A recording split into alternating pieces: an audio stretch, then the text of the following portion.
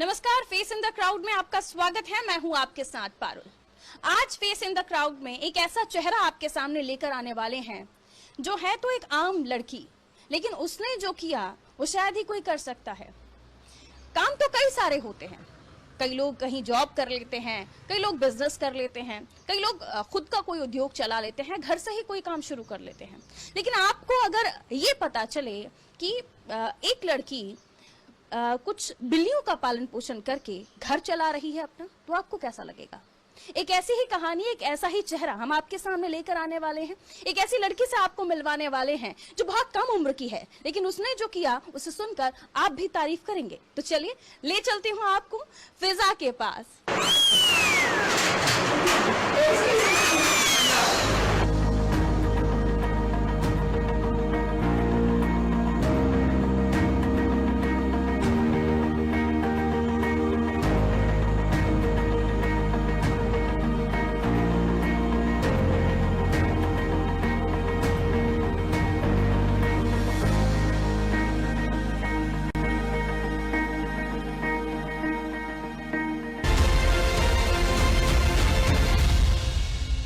Cat के बारे में अगर फिजा से पूछिए तो कैट की नब्ज तक वो पहचानती है। मिलिए फिजा से। कैसी हैं फिजा? ठीक हूँ मैं, आप कैसे हैं? मैं भी बहुत ठीक हूँ। और मैं फिजा से बात करूं, लेकिन उससे पहले आपको फिजा के आसपास बैठी हुई इन कैट्स को देखना चाहिए। ये सारी जो कैट्स हैं, इन सबकी सारी कैट्स की मम्मी है फिजा।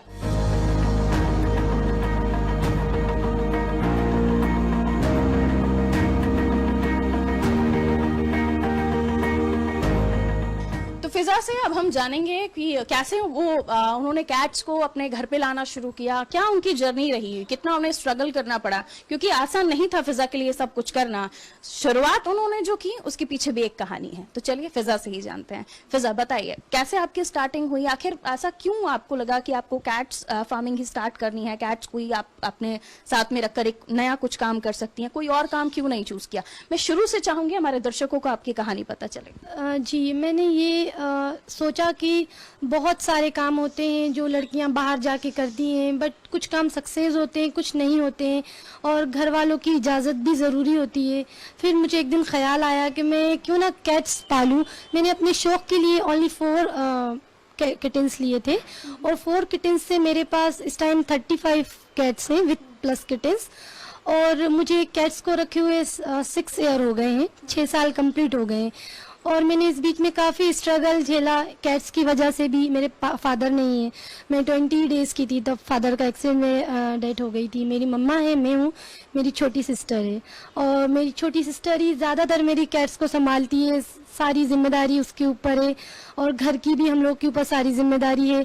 तो हम लोग इनमें इतने घुल मिल गए कि हमें बाहर कुछ सोचने का मौका नहीं मिला, और हम इनके साथ ही, ये हमारे फैमिली मेम्बर हैं और हम इनसे बहुत प्यार करते हैं। कुछ टाइम पहले कुछ लोगों को ये बात अच्छी नहीं लगी थी, उन्होंने मेरे ऊपर एक रेड पड़वाई कैट्स की वजह से, जिसकी वजह से मैंने बहुत स्ट्रगल किया। उन्होंने नगर निगम की गाड़ियां लगवा दी कि हम आपकी कैट्स ले जाएंगे, हम रहने नहीं देंगे, जंगल में छोड़ेंगे इनको। लेकिन मैंने उनको एक लास्ट कहा कि अगर आप मेरी एक भी कैट से हाथ लगाएंगे तो मैं आत्महत्या कर लूंगी। उसके बाद सारी गाड़ियां हटाई गई। फिर मैंने SP, DSP, even collector sir को भी मैंने इस बारे में इंफॉर्मेशन दी। सबने मेरा बहुत सपोर्ट किया, साथ दिया। और मेरी जो टीम है एफसीआई की, उन्होंने भी मेरा बहुत साथ दिया।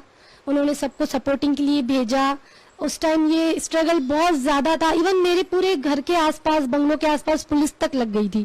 3 से 4 दिन पुलिस का पहरा रहा कि कैट्स लेके जाएंगे हम लोग। लेकिन इतना ज़्यादा सपोर्ट मिला सबका मुझे। मैं सबका थैंक्स कहना चाहूँगी कि फिर यहाँ से जो टीआई जिन्होंने मेरे साथ काफ़ी बदतमीजी की थी, उन्हें हटाया गया। बहुत ज़्यादा सपोर्ट मिला। जब से आज तक सब कुछ ठीक है और मैं इनके साथ बहुत खुश हूँ। फिजा ने बताया, फिजा 20 दिन की थी तब फादर नहीं थे आपके साथ, और उसके बाद मदर को ही आप दोनों की जिम्मेदारी को उठाना पड़ा। उसके बाद आगे काफ़ी परेशानियों का आपको सामना करना पड़ा। मम्मी किस तरह से आगे बढ़ी, कैसे उन्होंने आपकी जिम्मेदारी, क्योंकि 20 डेज बहुत छोटी उम्र होती है, आप कहूँ मैं छोटी बच्ची जिसे शायद कुछ भी नहीं पता इस दुनिया में क्या हुआ क्या नहीं हुआ, तो मम्मी ने कैसे आप लोगों को बड़ा किया, क्या किया उन्होंने? मम्मी के स्ट्रगल के बारे में कहूँ तो वो स्ट्रगल तो कोई कर ही नहीं सकता, मुझे लगता है कोई कर पाए वो स्ट्रगल। उन्होंने बहुत परेशानियां उठाई, खुद का घर छोड़ना पड़ा, पापा की डेथ के बाद सब कुछ छोड़ना पड़ा। फिर हम भोपाल शिफ्ट हुए, पहले हम कहीं और रहते थे। उसके बाद मम्मा को शुरू से आर्ट का शौक था। मम्मी मेरी शोपीस बनाती थी, तो लोगों ने उस पर भी बहुत ऑब्जेक्शन उठाए। उसके बाद मम्मी ने भी, जैसे मैंने कैट्स को लेकर स्ट्रगल किया, ऐसे मम्मा ने अपने आर्ट को लेकर काफ़ी स्ट्रगल किया। फिर मम्मा का रजिस्ट्रेशन हुआ, काफ़ी पुराना है, अभी उनका काम बहुत अच्छा चलता है। उसी को लेकर मम्मी ने हमें पाला, हमें बड़ा किया, हमने एजुकेशन किया कंप्लीट। जॉब करने का सोचा था, बट घर वालों की थोड़ी सी इजाज़त नहीं थी, तो किया थोड़ा जॉब, उसके बाद कुछ टाइम छोड़ दिया। फिर उसके बाद जब से बड़ी हुए, पूरे घर की जिम्मेदारी संभाली और मम्मा को आराम कराया, और अभी भी मम्मा अपना काम जारी रखती हैं। उन्होंने बहुत शौक है इन सब चीज़ों का। कैट की भी तो बिग लवर है, मुझसे भी ज़्यादा। वो रोती हैं जब कोई कैट को कुछ होता है तो रो देती हैं, हम तो कम, इतना हम संभाल लेते हैं। बस ये सारा स्ट्रगल चलता गया और आज जिस मुकाम पे बैठे हैं। अभी तक कितनी आपकी कैट्स जा चुकी हैं? क्योंकि कैट फार्मिंग का आप काम करती हैं, जिन्हें अच्छा लगता है उन्हें आप दे भी देती हैं कैट्स, तो कब तक कितनी कैट्स जा चुकी हैं और किस हद तक लोग लेना है पसंद करते हैं? जी, इनको लोग बहुत पसंद करते हैं, इनके लिए लोग कुछ भी करने को तैयार होते हैं। इनके टॉयज़ आते हैं, ये बहुत शौक़ से खेलती हैं, बिल्कुल एक चाइल्ड की तरह इनको पाला जाता है। और मेरी काफ़ी 100 से ऊपर कैट्स सेल हो चुकी हैं, और मैं सिर्फ उन लोगों को देती हूँ जो इन्हें बिल्कुल अपने बच्चे की तरह पालें, ना कि इनको केयर ना कर पाएँ। अगर मुझे पता चलता है कि ये जो लेने आया है ये केयर नहीं कर सकता है, मैं बिल्कुल उनको वो कैट्स नहीं देती हूँ।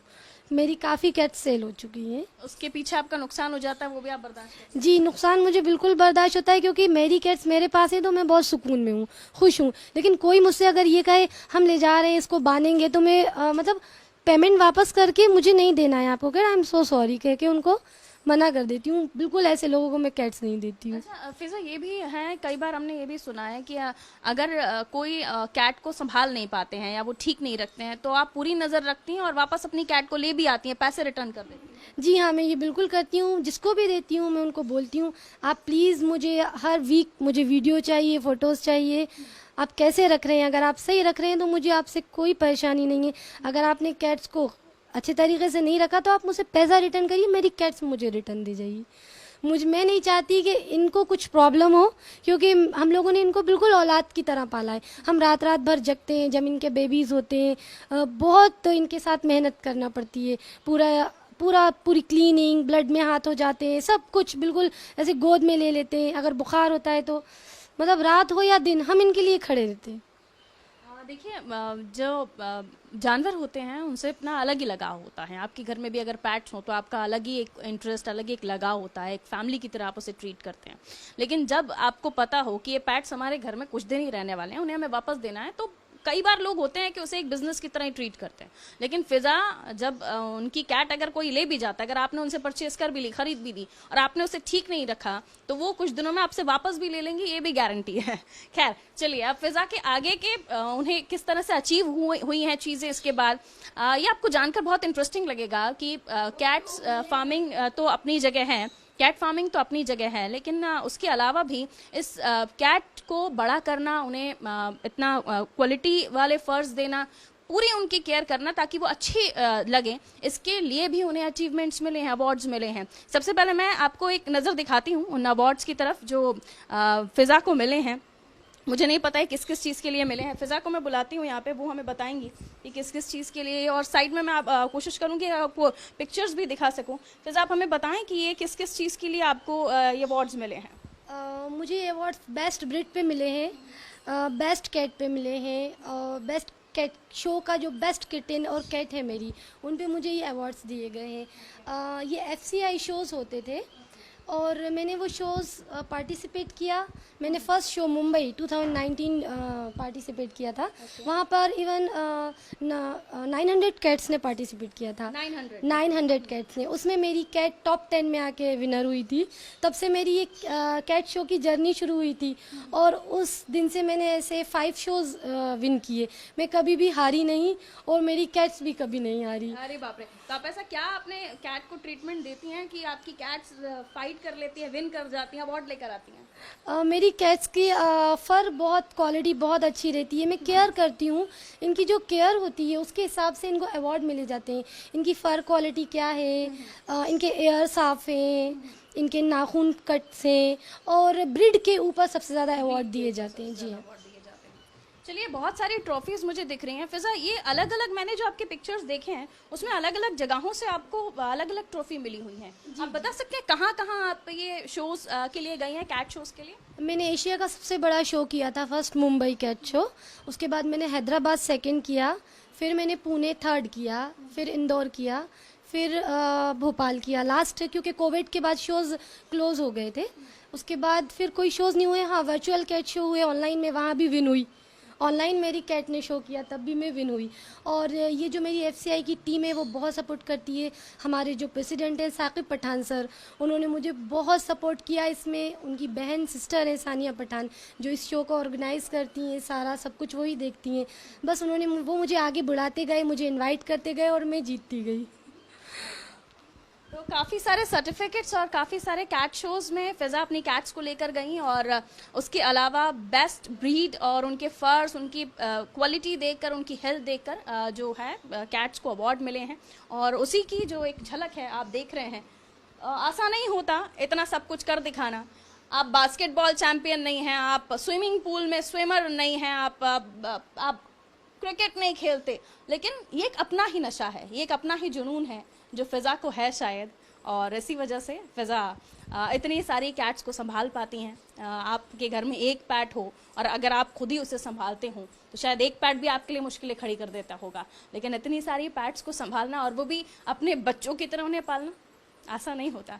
चलिए, कुछ और भी चीज़ें हैं जो आपको दिखानी बाकी हैं, और कुछ और भी कैट्स हैं जिनसे आपको मिलवाना है। बहुत सारी कैट्स हैं यहाँ पर, लेकिन मुझे सबसे प्यारी ये वाली लगी है। कितनी क्यूट है ये, आप देखिए।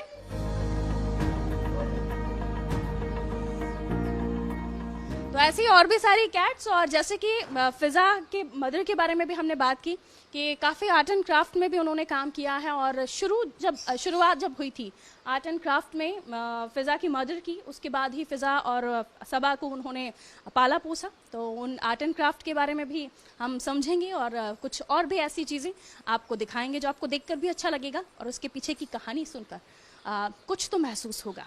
तो चलिए, एक छोटे से ब्रेक के लिए रुकती हूँ। ब्रेक के उस पार हाजिर होंगे कुछ और कैट्स के साथ भी और कुछ और इंटरेस्टिंग चीज़ों के साथ भी, लेकिन वो कहानी ज़रूर सुनना ध्यान से आप, ताकि आपको भी महसूस हो इन सब के पीछे जो दिखता है, जो जितना खूबसूरत दिखता है उसके पीछे उतनी ही दर्दनाक कहानी होती है। छोटा सा ब्रेक, जल्द हाजिर होते हैं।